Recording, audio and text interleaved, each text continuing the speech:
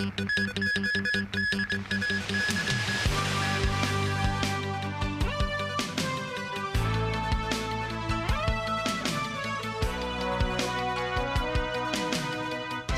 evening and welcome to TVB News. Hong Kong has identified its first imported case of monkeypox. It involves a 30-year-old man arriving from the Philippines who previously stayed in Canada and the United States. Health authorities stress the case has not entered the community and the risk of transmission to the local population is low. The 30-year-old man arrived in Hong Kong via Philippine Airlines flight PR300 yesterday. He was wearing long sleeves the whole time. As an inbound traveller, he was taken to Ramada Hong Kong Harbourview Hotel for quarantine. During his stay, he developed a sore throat and was admitted to Queen Mary Hospital. His vesicle samples tested positive for monkeypox and he's now in stable condition. The man started having lesions last Tuesday and swollen lymph nodes last Friday. Prior to his arrival in the Philippines, the man also resided in Canada and the US. Authorities say while he has taken part in high-risk activities, he has not been in contact with monkeypox patients. Based on this preliminary information, we suspect that the patient might have acquired the infection during his stay in the United States.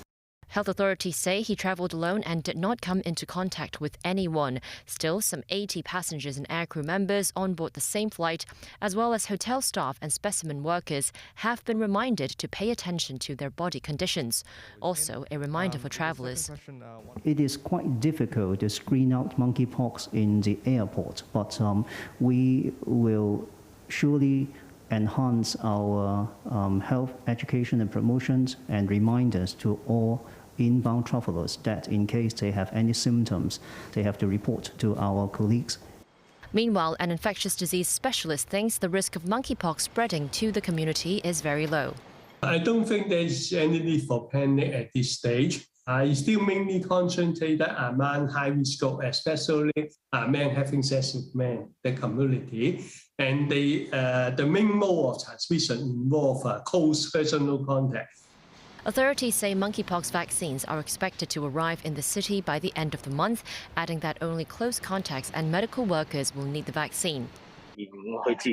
Still, lawmaker Edward Leung thinks the public may think the government is not acting fast enough when the first case of monkeypox has emerged in the city, but the vaccines are not here yet.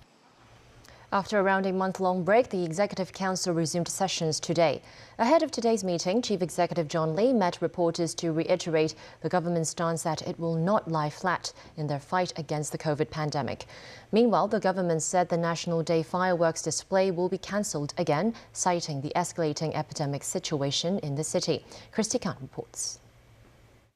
Speaking to reporters before the Executive Council meeting this morning, Chief Executive John Lee said the city's recent COVID situation posed threats to high-risk groups as well as the health system. He added the hospital authority has already curtailed some non-essential services in public hospital owing to the rising number of COVID infections. Asked if the government would further tighten anti-COVID rules, Lee said authorities would try to strike a balance between the need for social and economic activities. First of all, we will not lie flat.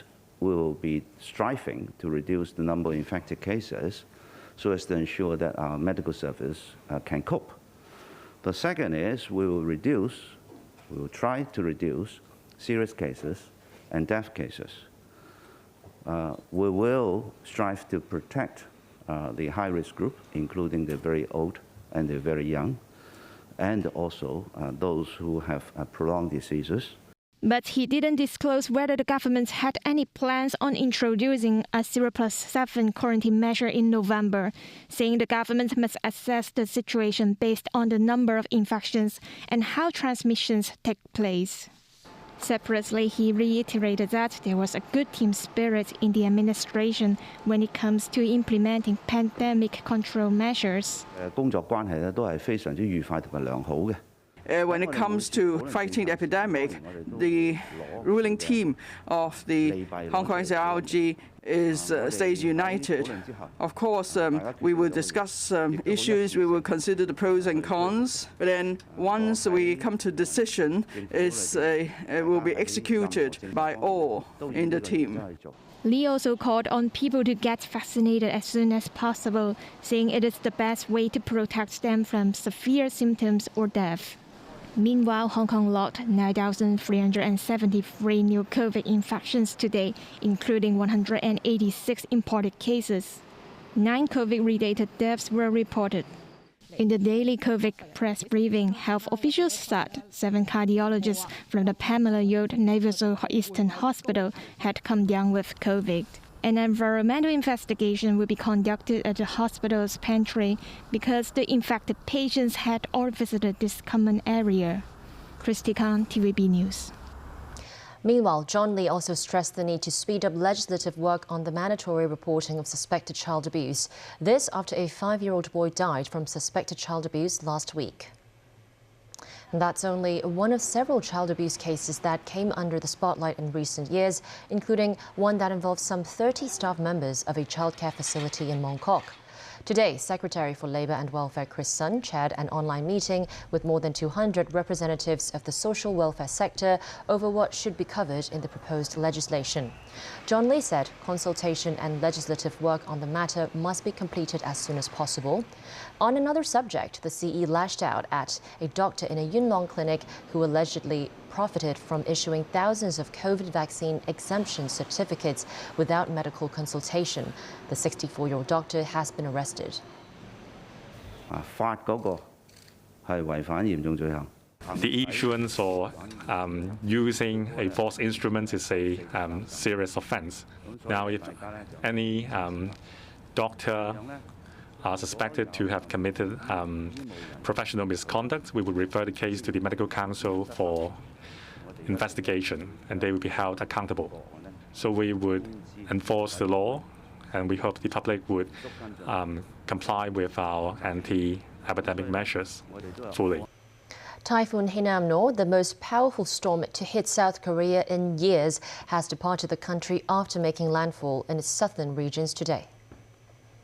The storm made landfall near the mainland port of Busan after skirting near the resort island of Jeju.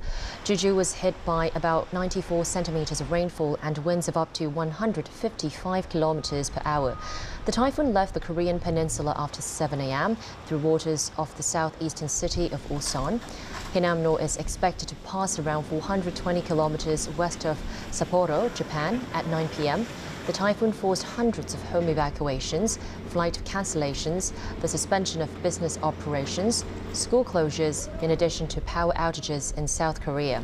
The Korean Ministry of Interior and Safety said a 25-year-old man has gone missing after falling into a rain-swollen stream in Ulsan.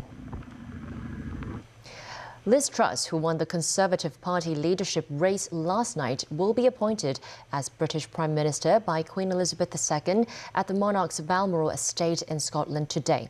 Outgoing Prime Minister Boris Johnson has now left Downing Street for the last time, heading to Scotland to transfer power to Truss. Daniel Rell tells us more. British Foreign Secretary Liz Truss will become the UK's next Prime Minister after emerging victorious in the Conservative Party leadership race.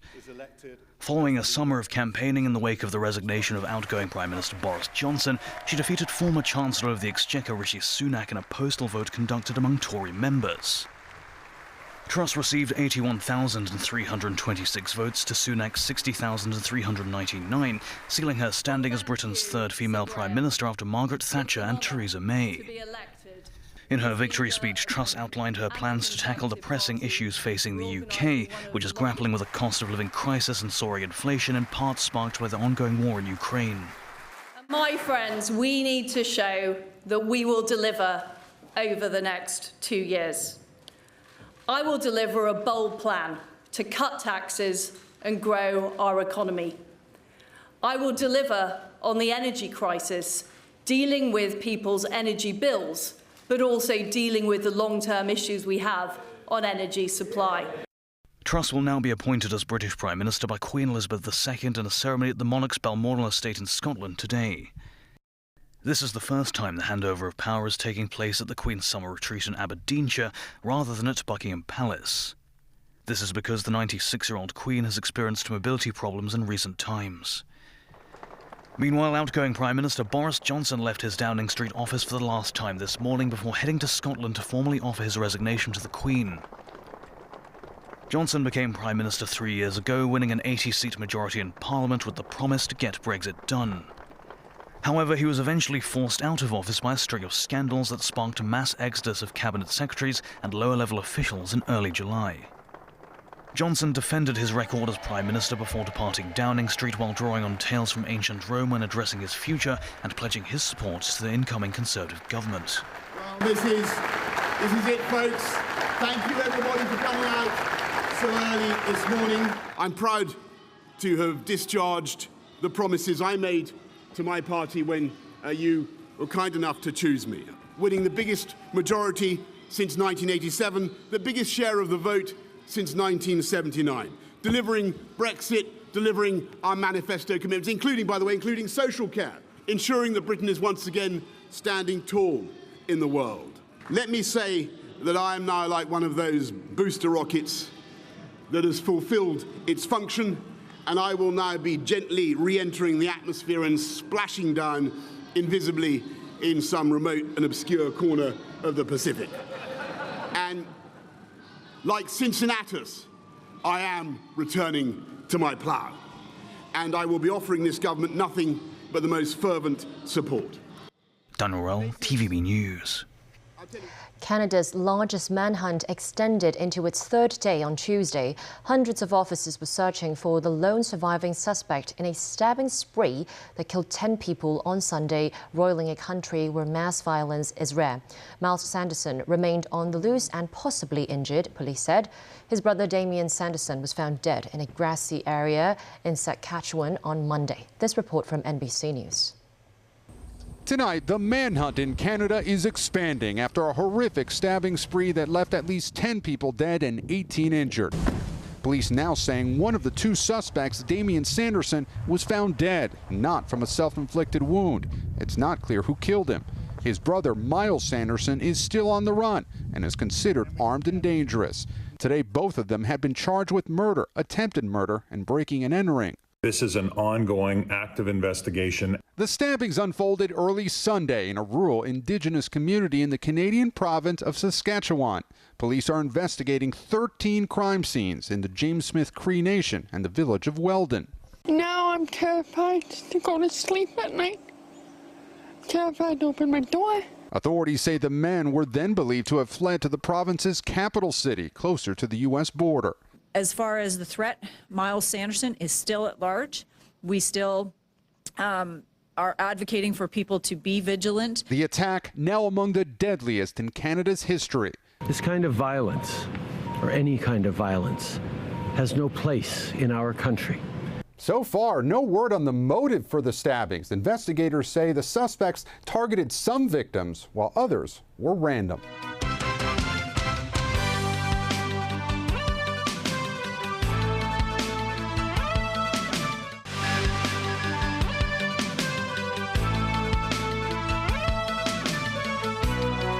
A court in Moscow has found a former journalist guilty of treason and sentenced him to 22 years in prison after a trial widely seen as politically motivated.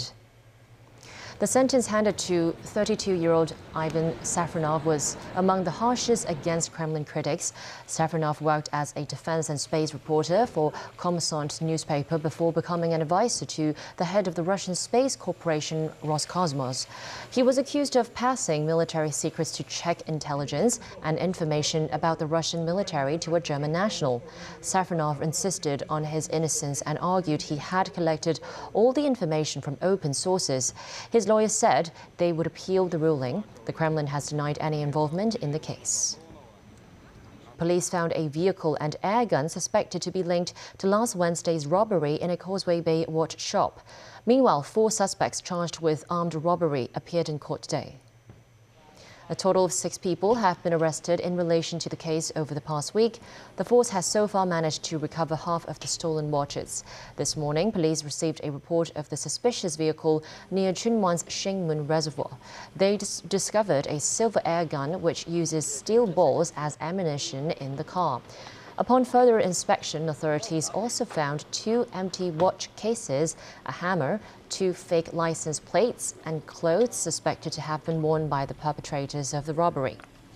Meanwhile, the 4 suspects charged with armed robbery appeared at the Eastern Magistracy today. They will remain remanded in custody until the 29th of November as police continue to go through CCTV records. That's the news. Thanks for watching.